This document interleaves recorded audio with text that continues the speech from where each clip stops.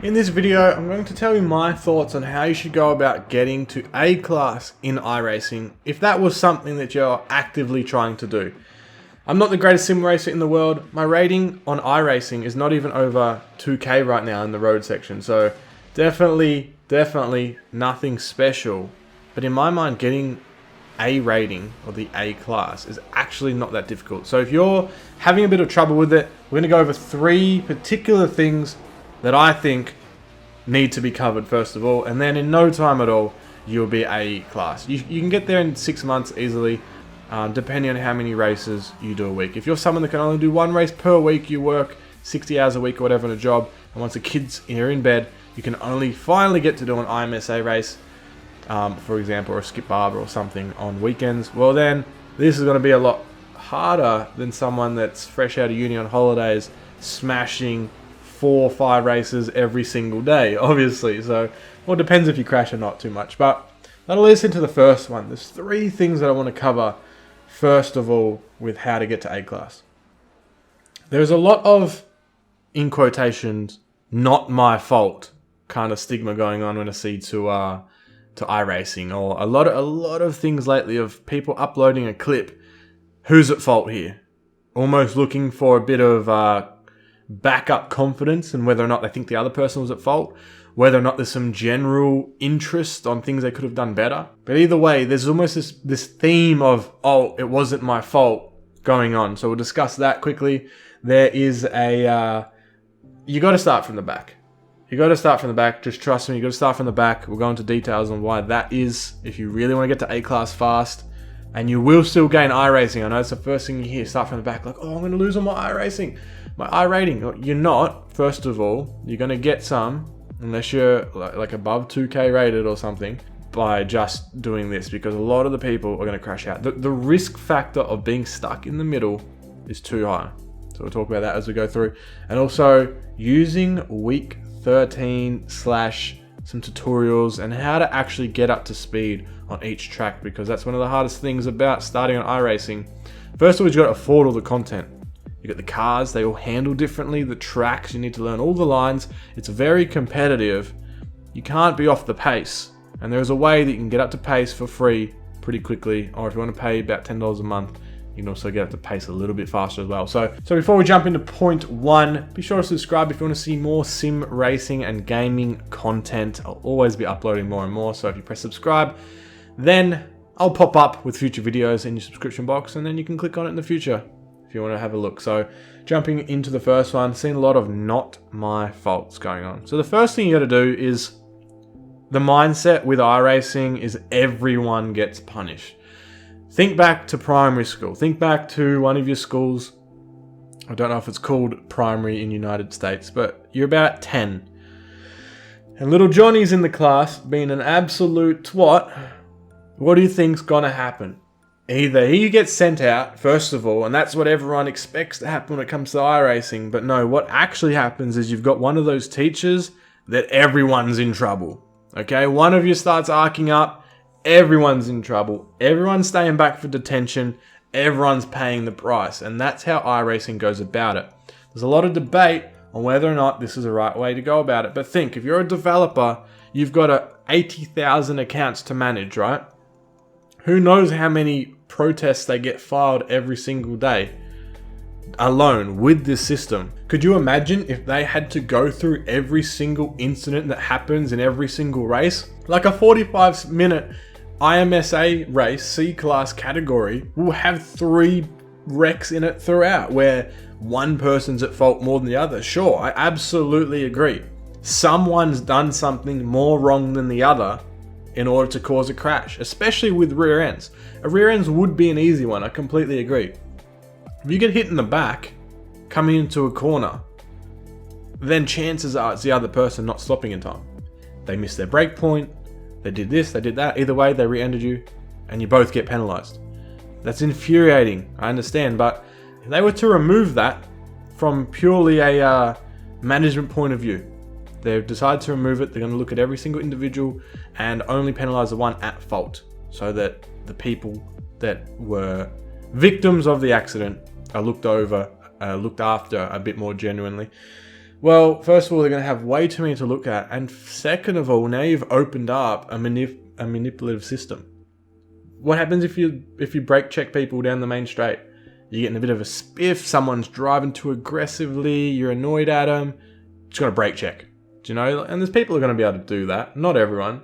But either way, the workload's too much. So if you really think about it, you really take your emotional standpoint out of it and think about it a bit more in what it would be like to be a developer for the game and the everything that happens.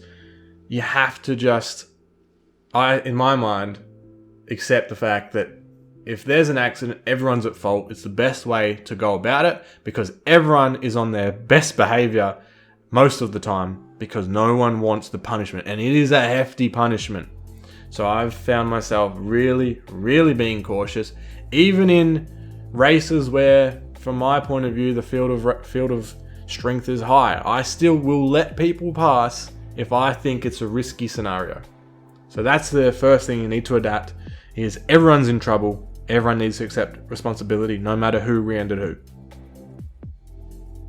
Second, trust me, you got to start from the back. Okay, so unless you're getting up to the higher ratings, you're gonna have people that are not good. Okay, so it only takes one to cause an accident. I think we can all agree on that. If you're in the midfield, 5th place is just a bit silly. He's not experienced enough. He didn't know the track. You know, you can get to decent ratings and still not know most of the tracks. How do you know it's not the first time he's been on it? Comes into a corner, forgets the cold tires, or he can't handle the stress of all these cars trying to pass him into the turn 1. He spins out, locks up, pile up, first corner. Monza turn 1. We all know how that goes. Because of this, the risk factor, if you were to kind of look at things as a percentage-based kind of scenario, the risk factor of being anywhere in the midfield or 3/4 of the way back is just sporadically too high. It's too high, it's not worth it. So you'll hear people say start from the back a lot, and going into detail on exactly what this is about is it's just removing the chance for accidents. No one likes starting from the back. When I first heard it, I'm like, stuff that. Like, I'm not paying the service to sit at the back of the pack for half an hour. But you really think about this one as well. Starting from the back, if you don't qualify, then or if you stop and do practice starts and things like that, then you start from the back. Really, you're only 10 seconds behind. Okay, you'll see a crash happen, you avoid it. Within the first 2 laps, half of the field's probably crashed out already. Maybe that's exaggeration, but maybe it's not. Definitely, the ones that were going to crash would have crashed pretty early on. So what you do is simply be semi-close. You're not letting yourself go a lap down. You're just trotting off the line, let them stack, drive through it, and you'll be able to see it happening in front of you. So even if they crash in the middle of the track, you'll be able to dodge it unless you were too close. And then by the time we're 1 lap or 2 laps down and your tyres are getting up to temp, the baddies are crashed out already. You're already halfway up the field and probably 7 to 10 seconds behind. So will you finish a couple positions lower than if you would have started where you are capable of qualifying? Absolutely. Absolutely you would have. But the chance of wrecking out is hugely lower. And in my mind, much more smart to go along those lines. One, because you get to hot lap a bit more, chase people, see their line, learn a bit more, bring more information in, see what you can pass them, practice your passing, work your way up the field. You feel like you're a boss because you're past 10 people in a race. Like, that's always fun, rather than just sitting midfield for 30 minutes, pass one dude, get past once, and that's where you finish. So it can offer a couple different avenues of making a race fun. So I really recommend starting from the back, follow them, not too close, let them crash out. Some might not crash out at all. Either way, you got a nice run, a nice race on your hands. You'll see the ones. You'll be able to see and pick bad drivers clear as day, or risky drivers clear as day by doing this technique, because then you'll just see how sporadic they are, and you know what to avoid. You work your way to the front, you become a better driver, and everything's better. You'll finish a few positions lower, like I said, but I think the trade-off is well worth it for the first few months of your iRacing career, or if you're trying to build up your class rating, simply because you're going to miss the wrecks, And in the long term anyway, you're probably going to climb more rating doing this. All you have to do is finish in the top half of the field for positive I rating, and your safety rating will go sky high as well, putting you with better drivers. So I think really you're going to shortcut your way to better racing. And pretty good start.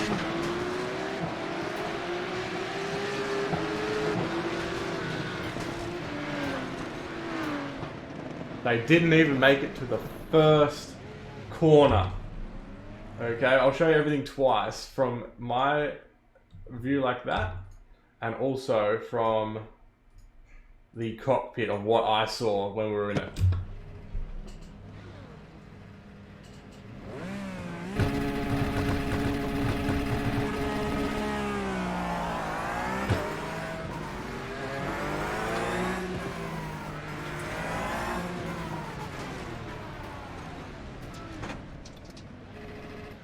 And everyone just tries to pile through it. I wait as long as they need to clear. Hopefully you don't get rear-ended, that's the only problem, but there's no one behind you. And then we carry on with our race. You see up around the corner again, one stops there, past him. This guy's got no anything left of his body kit left on his car. Make sure you don't get taken out. There's another stack. This guy rejoins like an idiot. Just avoid him at all costs. Another crash, he locks up again. Oh man, week 13. Week 13. Just treat them like they're on meth. Really? That's what I think is the catchphrase week 13. Half of them might be, you never know. And finally, we have a bit more in-depth look into how you should go about getting up rank faster and up to speed quicker. Not only will this improve your safety rating, but your I rating also. First of all, before practicing, you should Google, go out of your way a little bit onto YouTube, and either watch a real race car drive on the track you're on. Now remember, we're driving one of the best simulators in the world here. We're racing on one of the best simulators in the world. Up for debate, but nonetheless, they try and mimic it perfectly. So if you watch a real race car, you'll be interestingly surprised that the actual racing line that you'll need to go fast on, or to be able to go fast to use, will be relatively the same on iRacing. So there's that.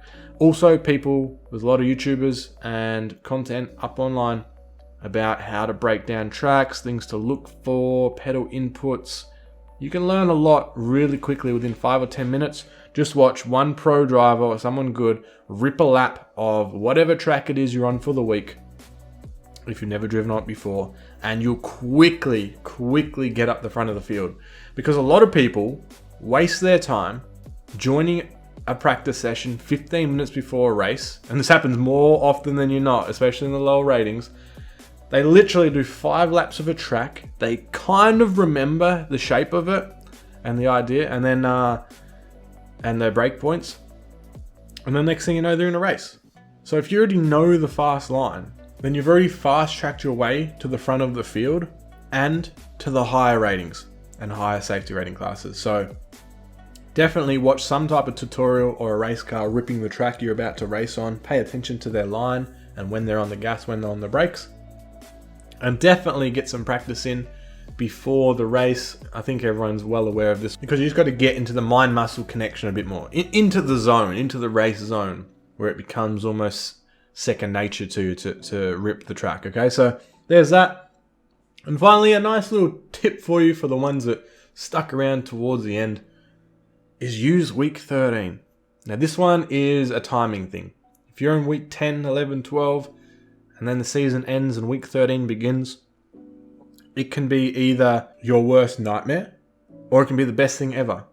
First of all, it was my worst nightmare because everyone's crashing out. The track changes every day. For some reason, people just lose their minds and forget that safety rating is a thing.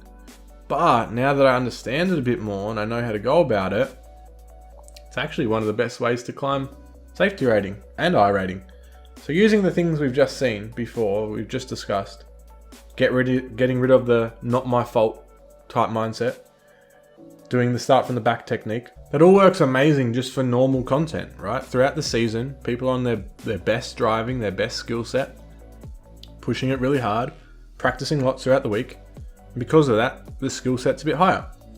Now, applying these same techniques, these same focuses into week 13 can be a just even more advantageous kind of way to go about it, because people aren't having the practice that they normally do. The track changes every day. They think the season's over. They finished where they did. It's all fun and games now, and some of them are. Some of them, if you go to the unofficial, you'll get ones where safety rating doesn't count, and they're fun. But there's a few notable races that still work, a few notable series that still do count for I rating, for safety rating. Track changes every day, and you can join in that and place very, very well. Very well. There'll be idiots everywhere that will wreck out as long as you make it through that. Most of the time, every one that I did in last week 13, every race that I participated in the Porsche Cup, I did really well. I think maybe one I didn't gain I rating on, so that was a super good way. If you had the week off from work or something, or the weekend, you could smash races flat out using these type of techniques and gain safety rating and I rating super quick. So I want to know, how fast did you guys get your A-class license? Mine took between 6 and 9 months. But I had to learn a lot throughout the process. I learned, do not join a D-class F3 series when you're in B class and just destroy your rating and things like that. And plus, I didn't take it that serious. But if you're someone that really does want to get to A class for whatever reason, it's almost the ultimate goal before you get to pro cards and stuff like that. Maybe there's a series you want to try out, but that's how you get to A class. For road mostly, I guess, but it kind of suits for everything.